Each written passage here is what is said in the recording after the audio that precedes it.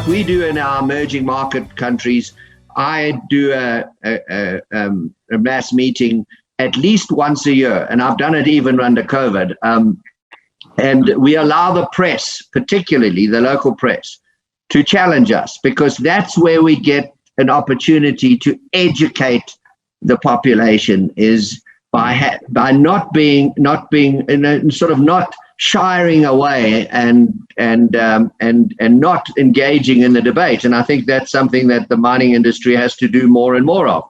It needs to be held accountable publicly on its own, rather than through third parties and sort of the press and other things. It needs to stand up and ready share with its stakeholders, and mining is an industry that we all need, and a majority of people don't particularly like.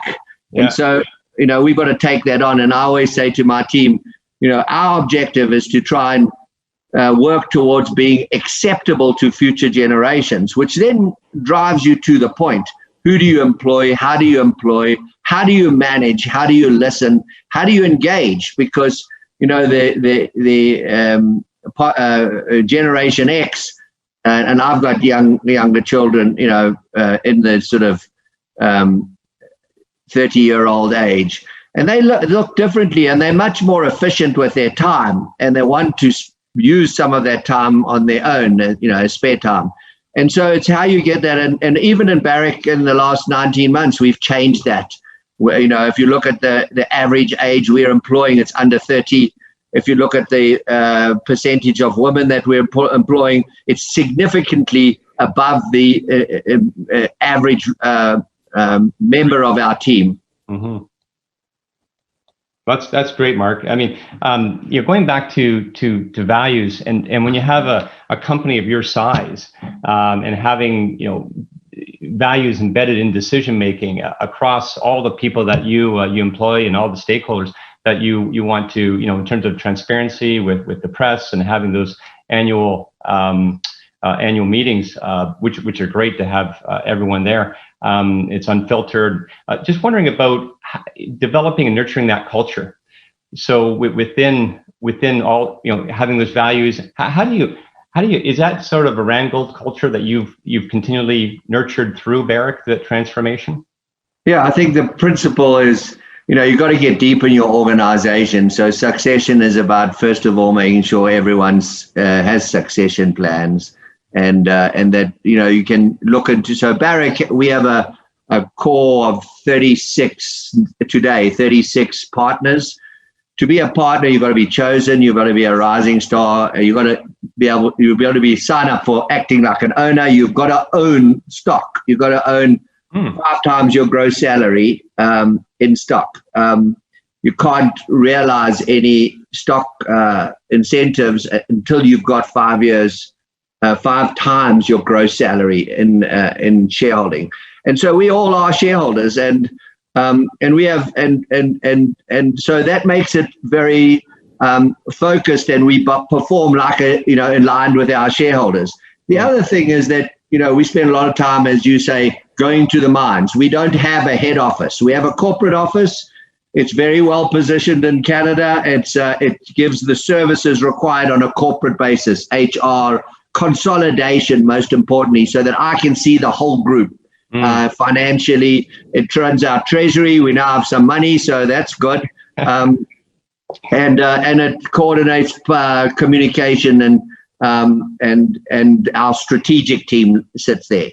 But the ownership and direction of the organization falls under 3 regions led by executive teams, and those three teams are amazing people, and it's been an absolute pleasure to work with them, and they are nimble, agile, and they own things, and so we, even in this COVID time, we've managed to be engaged with our teams. And then the real ownership of the operation, the ore body, the planning, etc., we've pushed down to the mines.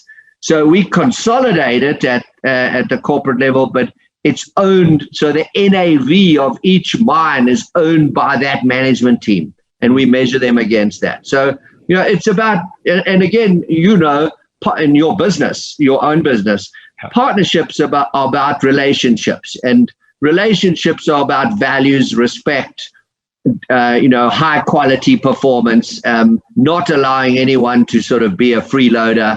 And so the smarter and sharper you get, the better and better that teamwork is.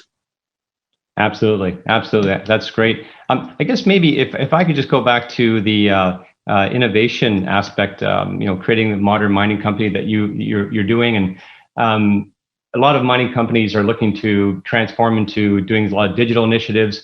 Can you speak to maybe some of the initiatives that Barrick's undertaken, and maybe what holds for the future of those transformations? They're absolutely important in driving efficiencies, and the big bulk miners and that also, have realized that. And so for us, first of all, we've got a very automated mine in the form of Kibali, where after blasting and once it's loaded, we don't touch the rock again until it's a bar of gold. So, that's a significant, and I believe in proof of concept. So we have lots of projects around our organization, and we are trialing, like we've got automated trucks in our open pits in Nevada, and we've been working to allow them to operate within the same pit where we have manned trucks. So that's quite a big breakthrough. We're trialing automated drill rigs in our open pits. Underground and electrics is a very important component of the future, and the big challenge here is power, batteries. But right across the group, we are driving proof of concept projects. The most important thing, though, Jeff, is the platform. Everyone loosely talks about IT and digital and automation and that, but Randgold had a platform, a SAP platform, where we could see the whole organization at any moment of the day, and it allowed us to make decisions, what I call intra-shift, inside the shift. When we merged with Barrick, Barrick's decision making was around a 45-day cycle, and we've brought that now to a 7-day cycle, and ultimately we're now rolling out the latest SAP platform, and what the platform is like a big database, and then on top of that we plug in predictive maintenance. The most important is to be able to consolidate your P&L whenever you want to look at it, and to be able to flex it with different gold prices and different costs, and we've got a rolling plan. So we've developed a 10-year plan. It's a rolling plan now. It's alive. Our next step is to take away the requirement for budgeting, because it's embedded in that rolling plan. And so, and the way we've been rolling it out, and it'll all be done by next year, is that we are, as part of the rollout, we haven't just employed external people. We've trained our own people. They're the commissioners and the rollout team, so that when it rolls out, you have a management team that's complete, that are experts in that database management. So a metallurgist can go and check and see how much lime he's used on a per ton basis whenever he wants to. And so that creates another level of efficiency in the organization. That's great, Mark. It makes complete sense. I worked in mining for about 20 plus years, and budgeting was always sort of not a distraction. It's necessary, but if you can create that continuous cycle of forecasting, budgeting, I mean, I love it. It's fantastic. Maybe we're getting close to the end, so I'm just thinking about the future of Barrick. You talk about some of the initiatives you're making, but what excites you about the future of Barrick? So everything. I mean, one of the things that I've always tried to do in my career is be different, because the mining industry has created such a sort of culture, and I think that we need to be positioning ourselves as sustainably profitable business people rather than miners. we're a high-tech organization. We're very heavy on the engineering side. And for me, this high gold price, I mean, COVID has been a challenge, but it's also been a facilitator. It's really helped me bed the organization down and prove to management that this is flat structure and ownership and agility and empowerment of making decisions yourself is really important. And the results are very tangible within Barrick so far. And then we've done the 5-year plan, and now we've early this year we announced the 10-year plan. That's the foundation on which we want to build Barrick. We've cleaned up a lot of the non-core assets. We've realized more than $1.5 billion of non-core asset sales. We've got a few more to do, but not much.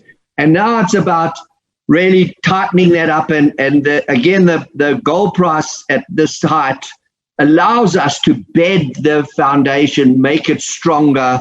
It takes out the wrinkles. If you're running at 1,300, it's quite tight, but it allows you to get there and really bed it down. And we've now got exploration teams in all 3 regions. They're well employed, good leadership.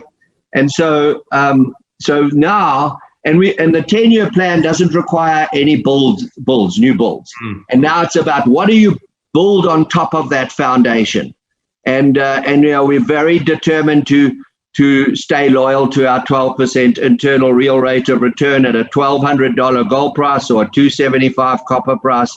That's our focus. And so, I think, like anybody in the phase of their career, as I am, it's about people. It's about really proving to our younger team members that this is a go-to organization. We want people to come and work for us. We want countries to want us to be operating in their country, and we want shareholders to be owners rather than just traders. And so that's really the core of my objectives, over the next couple of years. That's great, Mark, and certainly attracting Warren Buffett. He's definitely not a day trader. He he thinks long term, like yourself, of course. So that's great. I guess we've got one last question. Probably, what kind of advice would you give other mining company executives on how to do better, how to help transform our sector for in the eyes of maybe generalist investors or just in general stakeholders? Any words of wisdom? Yeah, I think the important thing is to have your own strategic objectives, or what I call and strategic imperatives, and they've got to and to realize that we are stewards of organized businesses that have a long wavelength. It's a long wavelength, as does the commodity prices. They have long wavelengths as well. Sometimes they're very short wavelengths, like we've just seen with gold. Yeah.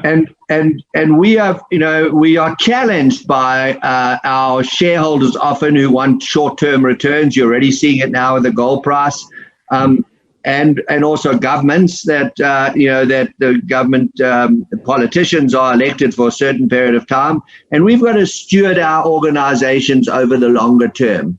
And I think that's the key: is that don't get seduced by the moment. It's important to keep that focus on the horizon and ensure that you can be sustainably profitable throughout the cycles. That's certainly my focus, and I would share that with anyone. Yeah, that's excellent, Mark. I mean, I got to tell you, creating that strong base, long-term thinking, great culture, but having the agility is definitely great for our whole industry. So. That's it.